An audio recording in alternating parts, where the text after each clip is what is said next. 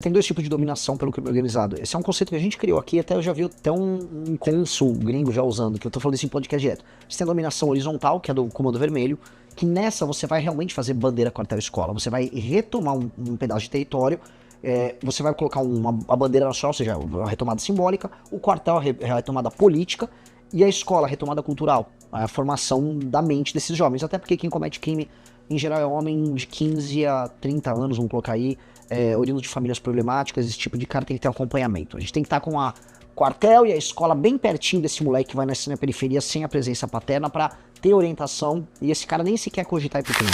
Mas agora, quando a gente fala de fazer história, eu quero desdobrar com você quais são as pautas propositivas que vocês têm, e a começar na esteira dos fatos da operação no Rio de Janeiro, eu queria abordar um dos slogans que agora vem à tona com o MBL, que é prendeu, matou.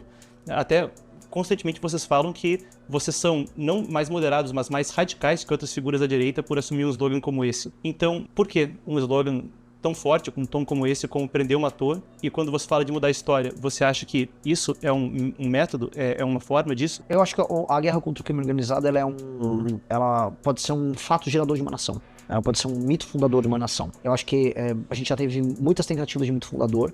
Este aqui é um dos mais óbvios, né? O crime organizado gera o assaltante que vai roubar o celular ou a casa de uma pessoa de um bairro de classe média em São Paulo ou em Santa Catarina, assim como tá oprimindo um morador de uma favela num bairro pobre. Ele tá atuando do Cuiabá até Fortaleza, com cidade fantasma. Então, o crime organizado é um problema nacional, sentido por todas as classes sociais, por todos os tipos brasileiros. Destruir o crime organizado é uma vitória que todos os brasileiros vão poder comemorar. É uma vitória que todos podem comungar dela. Por mais que pesquisas recentes após a Operação Rio de Janeiro demonstrem que uma parte, vamos dizer, da elite ainda tem dúvidas. Mas essa é justamente a elite que a gente tem que combater. Então seria uma nova Guararapes fundadora, assim. É extirpar um invasor. O Comando Vermelho é um invasor territorial, o PCC é um invasor institucional, o TCP é um invasor territorial, o Novo Cangaço, ele é um novo cangaço. Eles realmente são loucos, vai ficam roubando bancos e carros por aí. Então, tem o inimigo óbvio. Então, para além da solução do problema da criminalidade, que o aumento das penas, o aumento da letalidade no processo de desconstrução deles será necessário, e, enfim, nós vamos implementar, há também um elemento de congregação nacional, de criação de um sentimento de, ok, nós pertencemos a esse momento histórico, a essa vitória, eu vivi naquele tempo. E o Brasil não tem isso. A gente comemora as fases do Brasil em períodos de Copa do Mundo, sabe? Tipo, não, a década de 70, tinha a seleção de 70. A gente não... Cara, qual uma grande conquista nossa civilizacional? Tentam falar pra gente que é a Constituição de 88, né? O que não é. Então, naturalmente, essa missão de enfrentamento ao crime, ela é maior do que a mera questão da resolução da questão da segurança pública. E aí entra pra outras, né? Quais são os outros problemas que qualquer pessoa pensa? Você anda numa cidade brasileira, o Brasil é muito feio. As cidades brasileiras são horríveis. Morar no Brasil é uma experiência horrorosa. E a gente não fica falando disso, fica falando, nossa natureza é exuberante, nossas matas. Conversa mole, a gente não mora numa mata, a gente mora numa cidade, a nossa cidade é feia, é toda favelizada, e ninguém gosta de favela. Do favelado a pessoa que não mora lá. Aí a gente fica preso, não, eu não posso... Cara, eu quero derrubar as favelas. Eu quero fazer prédios, eu quero saber qual é o modelo construtivo mais barato, mais interessante, que não seja, sabe, aqueles prédios da União Soviética todos iguais, sabe? Vamos criar bairros, como custa, a gente começou a ir atrás, são 900 bilhões para acabar com a favela, lá de 850, isso construindo tudo do zero, o que não é necessário. Com 450 milhões você consegue fazer. O Brasil poderia ter espaço fiscal para isso se o Brasil fizesse uma reforma fiscal para resolver isso. Então você tem que ter uma reforma fiscal para endereçar um problema de investimento em infraestrutura sem corrupção, para, em coisa de 10 anos você não ter mais favela. Por que a gente não fala nisso? Outro problema a gente falar, cara, não dá para achar normal que o Nordeste e o Norte mandem tanto no país em termos políticos e seja uma porcaria para se viver. As pessoas se mudam de lá, as cidades são muito ruins mesmo, o estilo de vida das pessoas é uma droga. Falar que aquilo é um modelo economicamente ou socialmente viável, não é. Então a gente vai ter que fazer o Norte e o Nordeste trabalhar mais, maiormente no Nordeste, maiormente no interior do Nordeste. Vamos ter que destruir as elites econômicas locais e tornar aquelas pessoas competitivas. E vamos fazer isso sem falar que eles são coitadinhos? Não. Assim, vocês estão votando mal, vocês vendam voto, e a gente vai ter que resolver essa bagaça. Isso é fazer história pra mim, isso é mudar completamente a dinâmica do Brasil. Renan, eu quero falar também a respeito de Nordeste, mas antes, ainda nessa pauta do crime organizado, o slogan prendeu, matou, frequentemente é complementado por você com bandeira, quartel e escola. Sim. E eu quero abordar essa nuance porque 2010, a operação no Rio de Janeiro, a operação contra a Faria Lima envolvendo o PCC, há lampejos de combate ao crime organizado no Brasil, mas o problema estrutural parece ser uma coisa que ninguém consegue solucionar de fato. Então, o que você quer dizer com bandeira, quartel e escola, e que plano você tem para sair de operações letais que consigam combater o crime organizado no sentido cinético, no sentido de guerra, para uma coisa que faça com que ele deixe de existir e no seu lugar surja uma alternativa? Você tem dois tipos de dominação pelo crime organizado. Esse é um conceito que a gente criou aqui, até eu já vi até um cônsul gringo já usando, que eu tô falando isso em podcast direto. Você tem a dominação horizontal, que é do Comando Vermelho, que nessa você vai realmente fazer bandeira, quartel, escola. Você vai retomar um pedaço de território, você vai colocar uma bandeira nacional, ou seja, uma retomada simbólica, o quartel, a retomada política, e a escola, a retomada cultural, a formação da mente desses jovens. Até porque quem comete crime, em geral, é homem de 15 a 30 anos, vamos colocar aí, oriundo de famílias problemáticas, esse tipo de cara tem que ter um acompanhamento. A gente tem que estar com a quartel e a escola bem pertinho desse moleque que vai nascer na periferia sem a presença paterna para ter orientação, e esse cara nem sequer cogitar ir pro crime. E essas pessoas também teriam um tipo de vida melhor. Pro PSC, você tem uma ocupação vertical, que é vertical nos espaços de poder. Então não é necessariamente no território. O PCC tem base, por exemplo, em Paraisópolis, que é aqui perto. Ele tem base na Baixada Santista, que é horizontal, mas ele tem base na Faria Lima, na política, polícia, Ministério Público, eles vão se infiltrando. Essa infiltração vai demandar a tal da inteligência. O governo federal do PT, ele é curioso porque ele só fica falando em fazer pequenas operações pegando essas infiltrações ou contas bancárias. Só que esses elementos, né, eles são facilmente substituíveis ali no jogo, né? E ignoram a ocupação territorial. Eles simplesmente fingem que não tem ocupação territorial, inclusive em estados que eles governam, como o caso do Ceará.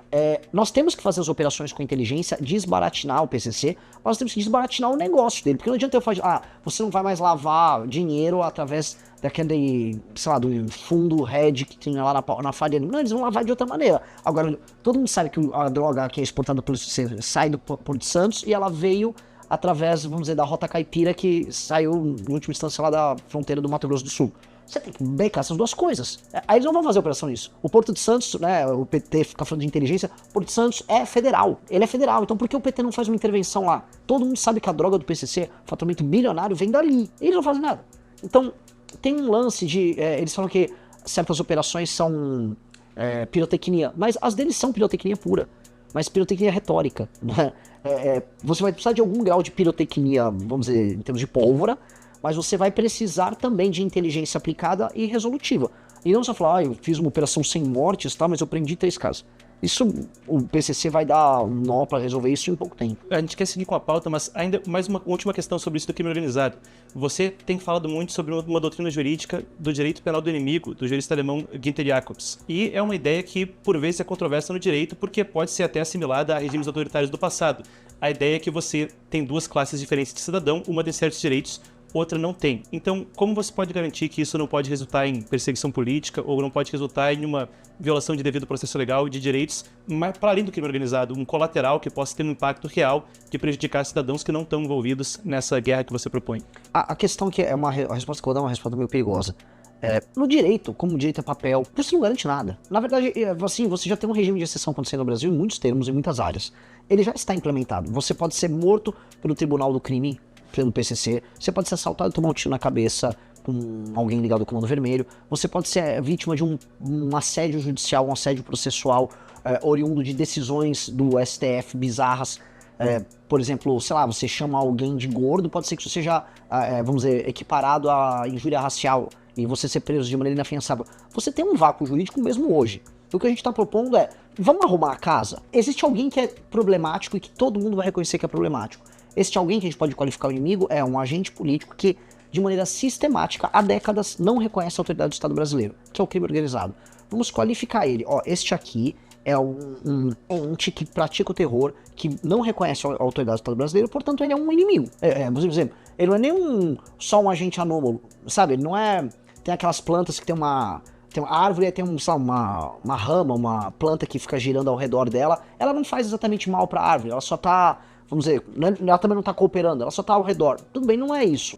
É detrimental. A relação que o PCC e o Comando Vermelho tem com o Brasil é detrimental. Se é detrimental, ele é o inimigo.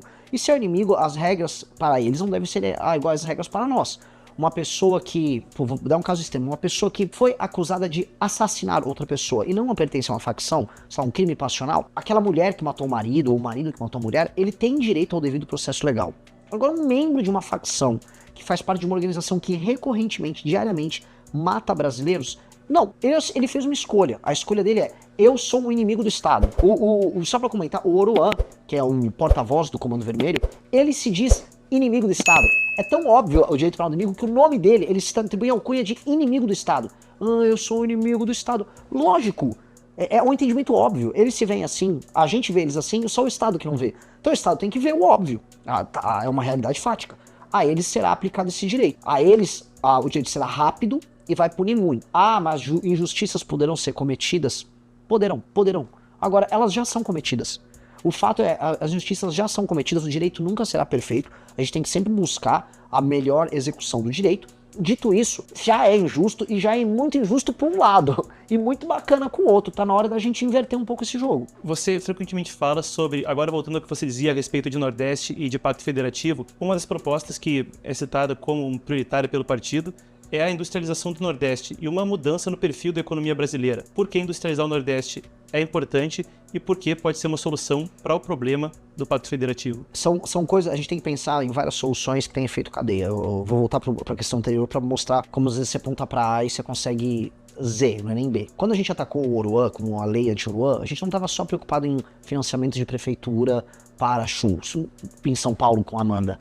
A gente pensou, eu vou cutucar o Oruan e todo mundo vai falar sobre o Oruan.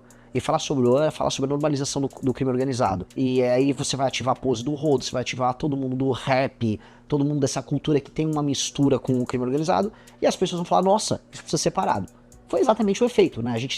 A lei foi aplicada uma vez só. Ela passou em centenas de municípios. Houve uma que teve essa aplicação específica, mas o Oruan foi preso. Você consegue traçar uma timeline da prisão do Oruan que não foi por causa dessa lei, com a gente começar a fustigar o universo dele. Então, por que eu disse isso? Porque quando eu for transpor para a ideia de aumento de complexidade econômica na região Nordeste, quanto maior a complexidade econômica e quanto maior a geração de empregos formais ou semi-formais, vamos botar aí, você chama formal CLT, quanto mais população economicamente ativa em atividades mais complexas você gera, menos essas pessoas dependem do Estado e votam no Centrão. Portanto, a representação política oriunda desses lugares vai ser muito melhor do que ela é hoje. Hoje, a pior representação política do Brasil vem do Nordeste. Os piores políticos do Brasil vêm do Nordeste. Alguém fala, mentira, Renan, o Farrur vem do Paraná e ele só é um cara caricato. A Carla Zambelli veio de São Paulo, o Tiririca veio de São Paulo. Sim, eles são figuras meio ridículas. Um cara oriundo do modelo, vamos dizer, de compra de voto no Nordeste, ele é muito pior do que um cara ridículo. Ele, além de ser ridículo, ele ser tão ignorante quanto o Tiririca, ele usa a exploração da pobreza e a manutenção da pobreza como fórmula de repetição de um ciclo que acontece de eleição para eleição, em que ele vai reproduzindo, compra o voto daqui, recebe a emenda separa um dinheiro, esse dinheiro você usa para comprar mais alguém, compra uma parte do eleitor, faz uma entrega de serviços ilegais para as pessoas durante o período do mandato, aí faz uma obra, superfatura a obra, faz uma praça, e a vida daquelas pessoas continua igual, a população economicamente ativa nesses lugares não aumenta, e aí eles se aliam com o governo federal em questão, tá? E não importa se foi por PT um governo à direita, como aconteceu no do Bolsonaro, para conseguir aí sim um Bolsa Família e falar que ele tá participando de uma entrega disso. A gente pode ver, esses caras do Centrão do Nordeste grudaram no Bolsonaro quando surgiu o auxílio emergencial, no período da pandemia, quando ele subiu para R$600. E aí voltaram pro PT, então logo o Lula voltou ao poder. Esse modelo é um modelo que não tá bom para ninguém. Esse modelo é uma desgraça. Esse modelo é ruim pro Centro-Sul, é ruim para quem trabalha e produz, é ruim para quem é do Nordeste e trabalha e produz, porque as pessoas ficam pensando muito nessa clivagem regional, mas pensa no seguinte termo: você é um maranhense que gosta de trabalhar. Tua vida é uma desgraça, porque você não só paga a conta dos caras, mas você não tem direito de eleger alguém minimamente parecido com você. Um minoritário no Maranhão, uma pessoa trabalhadora no Maranhão, que é minoritário ali, esse cara odeia o sistema político do Maranhão. Esse cara precisa ser incentivado, e não a pessoa que está recebendo a bolsa, ou não o político local. Então a gente vai ter que mudar todo o sistema de incentivos lá, e a gente quer tocar uma reforma administrativa muito profunda, e fazer reformas econômicas que alterem a dinâmica política, econômica e social. Se altera a dinâmica política e econômica, você vai alterar a dinâmica social. Isso é óbvio. E isso é muito interessante porque parte do movimento conservador brasileiro acha, não, são só os valores que importam, né? E eu vou falar que vai ter muita gente muito conservadora no interior do Nordeste, mas eles votam PT. Porque as questões econômicas incidem muito. E as pessoas não ligam para as contradições disso. Mas a Janja, ela é a favor do aborto e não sei o quê. Cara, a pessoa que tá recebendo a bolsa não tá nem ligando para isso. Ela está, né? Ela quer o dinheiro. que é o Vale Gás que o Lula vai dar. E, cara, então a gente vai ter que entrar em questões econômicas, vai ter que mudar, não dando um valor a mais, ó, o Lula dava 100, eu dou 110. Você tem que mudar a dinâmica econômica. E aí, os resultados políticos são mudança do sistema de incentivos pro Centrão, diminuição do poder e do impacto do Centrão no Brasil, diminuição de gasto do Estado, porque esses caras pesam muito, melhora dos problemas regionais, mais dinheiro ficando nos estados que trabalham mais, se desafoga São Paulo, Rio, Paraná, o Sul, tirando o Rio Grande do Sul, que é quase um estado do Nordeste nesse sentido, se desafoga e você começa a ter um lugar mais balanceado e melhor. E até a democracia do Brasil começa a fazer algum sentido, que a democracia do Brasil hoje não faz nenhum sentido.